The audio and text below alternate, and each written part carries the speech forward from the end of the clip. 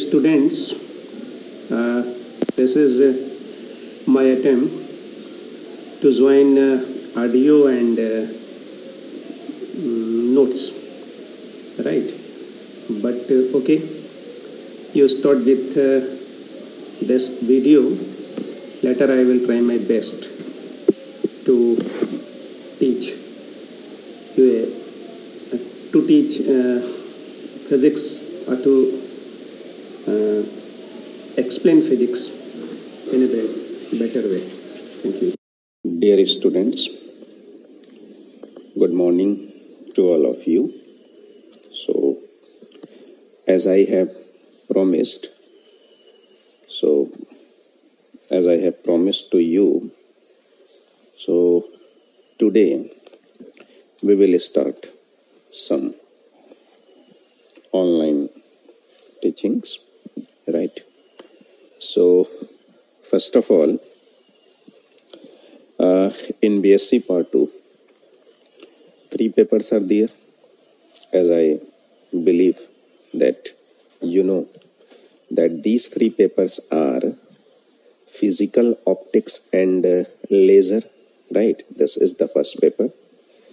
Second one is electromagnetics, and third one is elements of quantum mechanics, atomic and molecular spectra.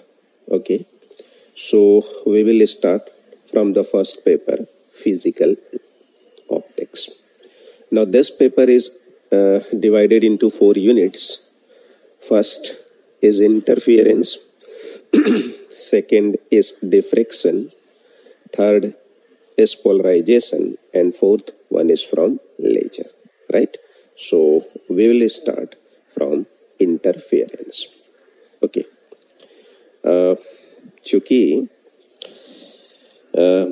मेरा M ये रहता है कि कम से कम हम सभी को बात अच्छे से समझ में आ जाए, ठीक है?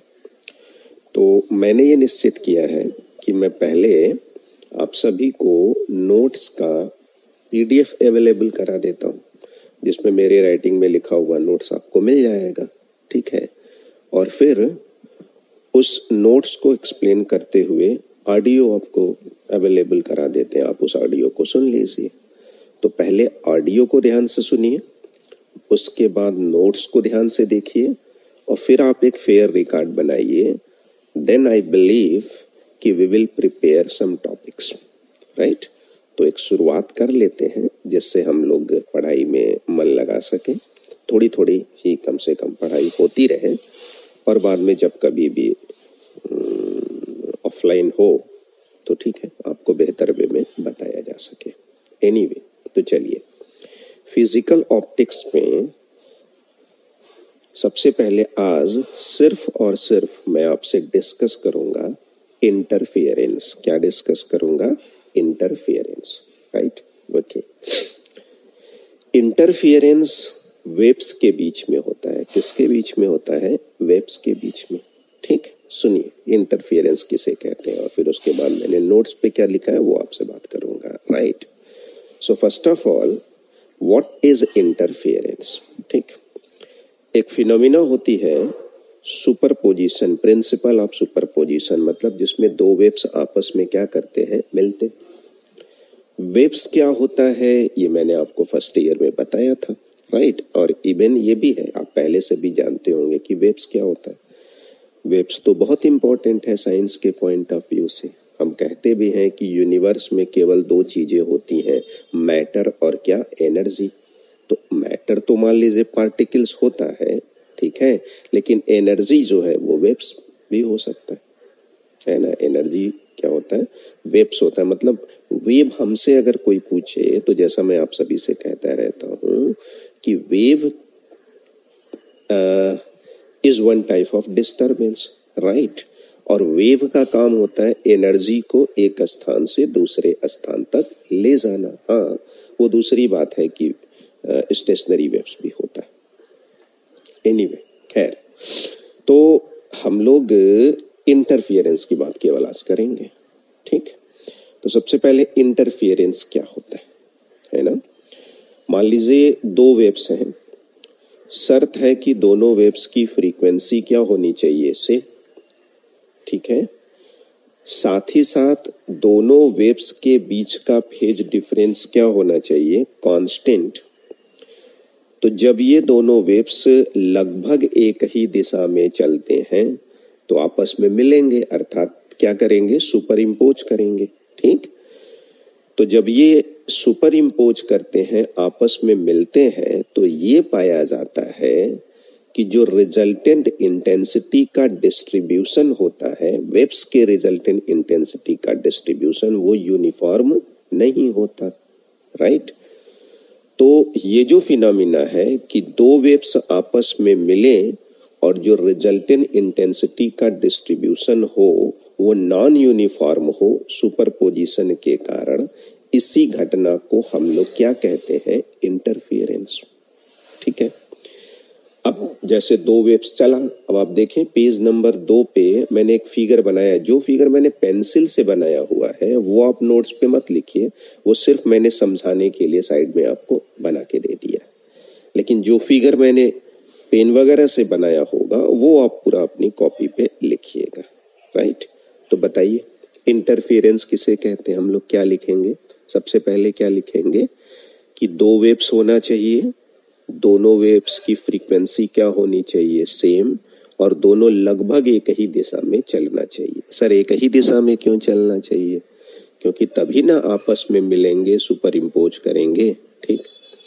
तो दो वेव्स जिनकी फ्रीक्वेंसी सेम हो तथा जिनके बीच का फेज डिफरेंस क्या हो, कांस्टेंट। मैंने बताया था ना फेज डिफरेंस, फेज क्या होता है, तो फेज ऑक्सीलेटिंग पार्टिकल्स का निकालते हैं। अब वेव्स का संबंध तो ऑक्सीलेशन से होता ही है, वो कहा था ना साइन के आगे का जो एंगल होता है वही क्या होता है, फेज होता है, ठीक।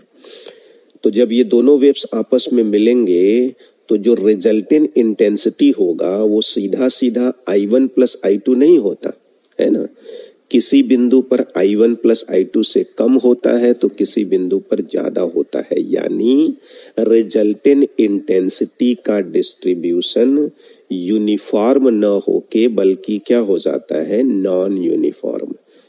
इसी घटना को हम लोग क्या कहते हैं, इंटरफेरेंस। इसीलिए मैंने बीच में लिखा है एकदम सीधी सी बात, क्या लिखा है, the non uniform distribution of resultant intensity of waves due to superposition is called interference, ठीक। अब जिस पॉइंट पर रिजल्टेंट इंटेंसिटी का मान अधिकतम हो जाता है उस पॉइंट पर जो इंटरफेरेंस होगा उसको कहेंगे कंस्ट्रक्टिव इंटरफेरेंस, और जिन दूसरे पॉइंट्स पे रिजल्टेंट इंटेंसिटी मिनिमम हो जाता है उस पॉइंट वाले इंटरफेरेंस को कहते हैं डिस्ट्रक्टिव इंटरफेरेंस। तो इंटरफेरेंस किसके बीच होता है, वेव्स के बीच में होता है। वेव्स आपस में मिलते हैं तो इंटरफेरेंस की घटना होती है। साउंड वेव मिलता है तो भी इंटरफेरेंस होगा और लाइट वेव्स मिलेगा तो भी इंटरफेरेंस होगा, राइट। सो जब दो लाइट वेव्स आपस में मिलते हैं और इंटरफेरेंस होता है तो हम क्या देखते हैं कि हमें ब्राइट और डार्क बैंड्स प्राप्त होता है, ठीक है। और इन्हीं ब्राइट और डार्क बैंड्स को हम लोग क्या कहते हैं, इंटरफेरेंस फ्रिंजेस, राइट। तो चलिए हम लोग नोट्स पे क्या लिखेंगे, आराम से मेरी बात सुनिए, जो मैंने आपको कहा उसी को नोट्स पे लिख देते, right. So first of all interference heading बना लेते हैं, ठीक। क्या लिखें, when two waves of the same frequency travel in approximately same direction and have a phase difference that remains constant with time, then the resultant intensity is not distributed uniformly, right.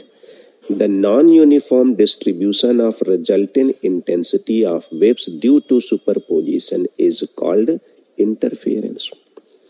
वैसे interference दो waves के बीच में तभी होता है जब कहते हैं कि वो दोनों वेव्स कोहेरेंट होता है, राइट। कोहेरेंट एक मोस्ट इंपॉर्टेंट क्वेश्चन है जो आगे हम लोग पढ़ेंगे, ठीक है।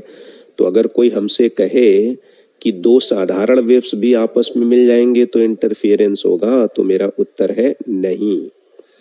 इंटरफेरेंस के लिए जरूरी